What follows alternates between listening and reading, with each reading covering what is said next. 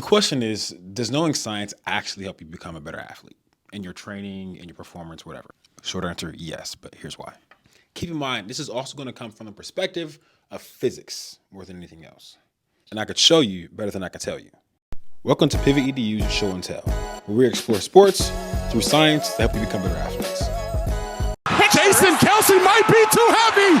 Oh, he's not. Look at that. I watched that video and I'm like, someone understands physics. Now, just based on the numbers, you'd assume that the AFC team would win because there's 60 pounds less to move, including their own bodies.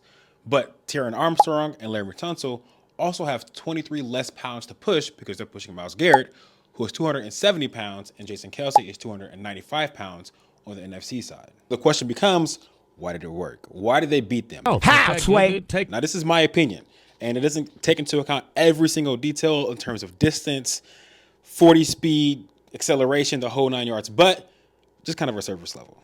Kind of a silly example, I know, just bear with me, please. So Myles Garrett was cool, taking selfies, videos, you know what I'm saying, getting the free lift. But Jason Kelsey was actually using momentum. Momentum is defined as velocity times mass. If you look at Myles Garrett as a system and the rig he was on as surroundings, he was moving at 0 miles per hour. So technically he had no momentum. The same way that I'm sitting here on this earth and I have no speed, but the earth is moving at 1,000 miles per hour and it's traveling around the sun at 67,000 miles per hour, right? I have no speed, but the earth does. Now, Jason Kelsey, on the other hand, every time he dropped his hips back, he generated momentum, which was his size, 295 pounds, and the speed at which he dropped his hips. So every time he dropped his hips back, he was moving, helping move Tristan Wirfs and Penei Sewell all the way back.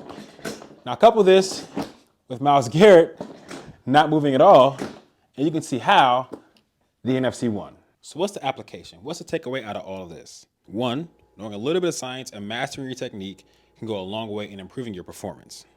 Mastery of concept is even more important. For example, how would you manipulate momentum if that course was up and back?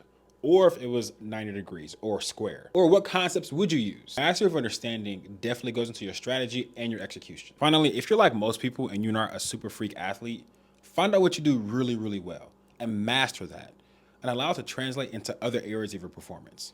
It makes a difference.